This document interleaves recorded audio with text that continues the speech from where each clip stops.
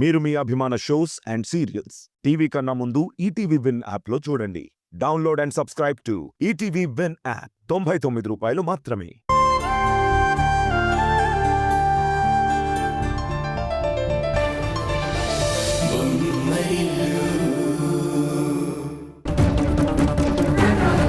అసలు ఏం జరిగిందంటే, నీ కూతురులాగే నా రెండో కోడలు కూడా తెగ ఎగిరెగిరి పడింది.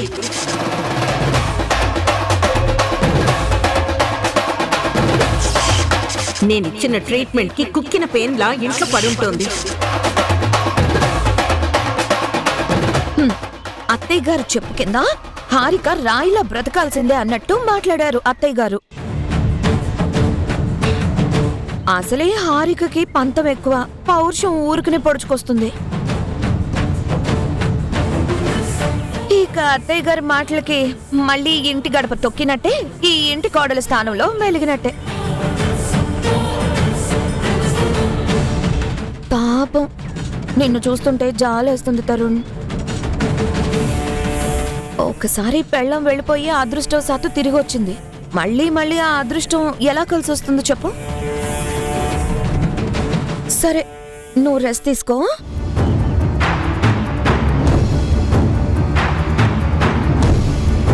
అత్తయ్య గారు చెప్పు కింద హారిక రాయిలా బ్రతకాల్సిందే అన్నట్టు మాట్లాడారు అత్తయ్య గారు. హారిక వాళ్ళ నాన్నని తీసుకుని గుడికి వెళ్ళింది బాబు.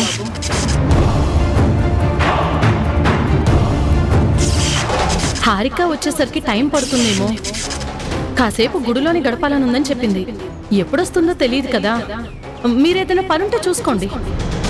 అయితే హారిక వాళ్ళ ఇంటికి నేను వెళ్ళినప్పుడు హారిక ఇంట్లోనే ఉండుంటుందా? నాతో రావడం ఇష్టం లేకనే ఇంట్లో లేదని వాళ్ళ అమ్మతో చెప్పించిందా? తనకి బాధ కలిగించే విషయం ఉంటే నాతో చెప్పొచ్చు కదా. తన మనసులో ఉన్నది ఏదైనా నాతో పంచుకునే స్వేచ్ఛ తనకుంది కదా.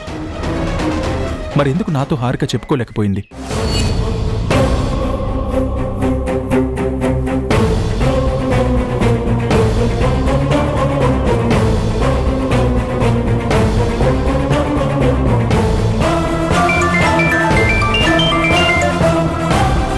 హలో అల్లుడు గారు.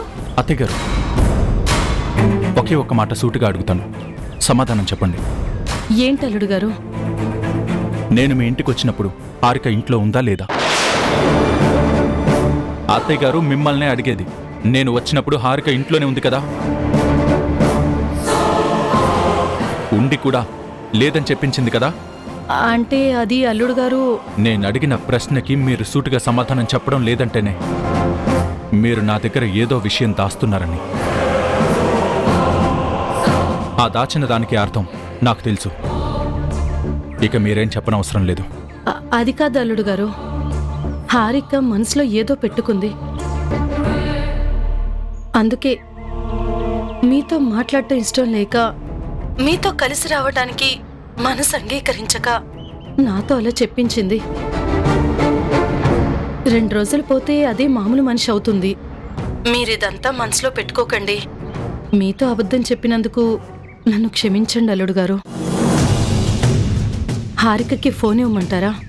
అవసరం లేదు అత్తయ్య, కానీ ఒక్క మాట హారికకి చెప్పండి. తన మనసులో ఏమన్నా ఉంటే నాతో చెప్పుకునే స్వేచ్ఛ తనకుంది అత్తయ్య. తన మనసుకి కష్టం కలిగించకుండా చూసుకోవాల్సిన బాధ్యత నాకుంది. అది ఒకరితో ఒకరు మనసు విప్పి మాట్లాడుకున్నప్పుడే జరుగుతుందని తనకి చెప్పండి. మనసులో దాచుకోవడం వల్ల, మనుషుల నుంచి దాక్కోవడం వల్ల ఎలాంటి ప్రయోజనం ఉండదని తనతో చెప్పండి. ఉంటాను.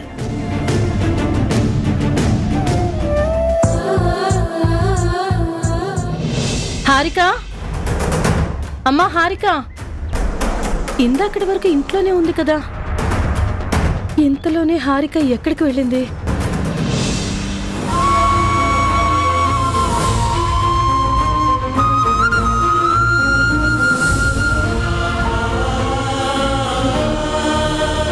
మనం వెళ్ళి అడిగితే అక్క తప్పకుండా వస్తుందనుకున్నానండి. కానీ హారిక అక్క ఇంత పట్టుదలగా ఉంటుందని అస్సలు అనుకోలేదు. మనుషులకి పంతాలు పాటింపులు ఉండొచ్చు ఉషా, కానీ అవి హద్దులు దాటకూడదు. ఆ పంతాలకి కొంతమంది ఆత్మాభిమానం అని పేరు పెట్టుకుంటారు. ఆత్మాభిమానం ఉండొచ్చు, కానీ అది కుటుంబాలని చీల్చేసే అంత పెద్దవిగా ఉండకూడదు. అమ్మ గురించి మాకు తెలుసు, తన మాటే చెల్లాలని అనుకుంటూ ఉంటుంది. అందుకే ఒక్కొక్కసారి అమ్మ చేసేది తప్పనిపించినా మేము సర్దుకుపోతూ ఉంటాం. కానీ అలా ఉంటేనే కదా కుటుంబాలు కూడా కలతలు లేకుండా ఉంటాయి. ఏమోనండి, ఇక్కడ అత్తయ్య గారు తప్పు లేదు అని చెప్పలేను, అలా అని అక్క చేసేది తప్పు అని కూడా నిర్ణయించలేను. ఇక అక్క ఎప్పుడొస్తుందో ఏంటో.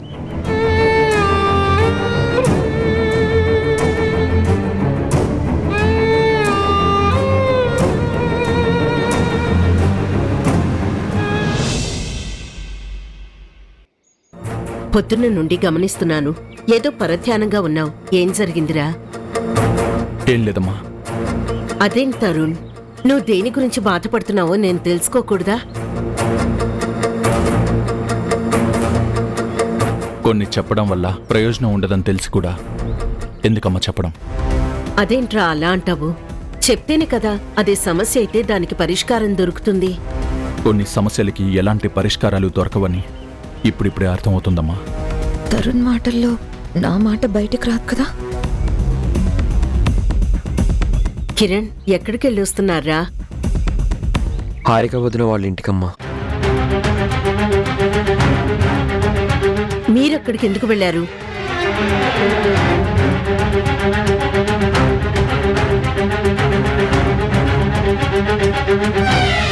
హారిక అక్కని తీసుకురావడానికి వెళ్ళాం అత్తయ్య గారు. మీరు వెళ్ళి పిలిస్తే వచ్చిందా?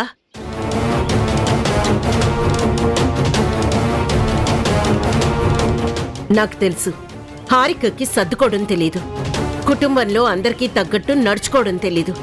చిన్న చిన్న విషయాలకి పంతాలకి పోతుంది.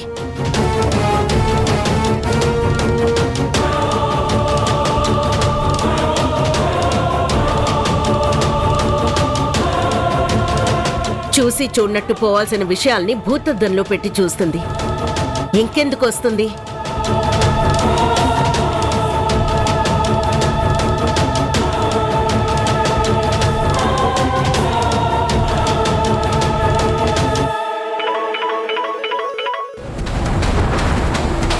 హలో.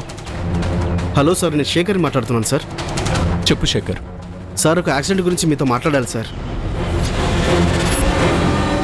నేను కొంచెం డిస్టర్బ్డ్గా ఉన్నాను, తర్వాత మాట్లాడతాను. సార్, దయచేసి నేను చెప్పేది ఖచ్చితంగా మీరు ఇప్పుడు వినాలి సార్. సరే చెప్పు. సార్, ఇందాక రైలు పట్టాల దగ్గర ఒక ఆవిడ చనిపోయారని ఎవరో ఫోన్ చేశారు సార్. వెళ్ళి చూసేసరికి ఆ మృతదేహం గుర్తుపట్టలేని విధంగా మాకు లభించింది. వెళ్ళి చెక్ చేయగా అందులో ఒక హ్యాండ్ బ్యాగ్ ఉంది సార్. ఆ హ్యాండ్ బ్యాగ్లో మీరు మీ వైఫ్ కలిసి తీసుకున్న ఫోటో మాకు దొరికింది సార్. వాట్ వాట్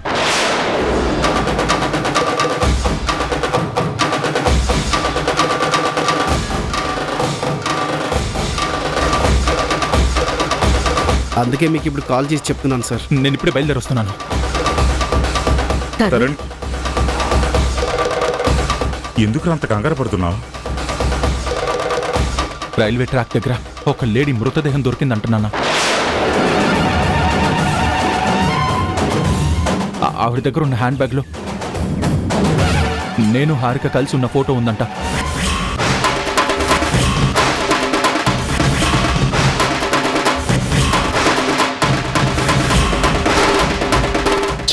చనిపోయింది హారిక ఏమో అని అనుమానపడుతున్నారు.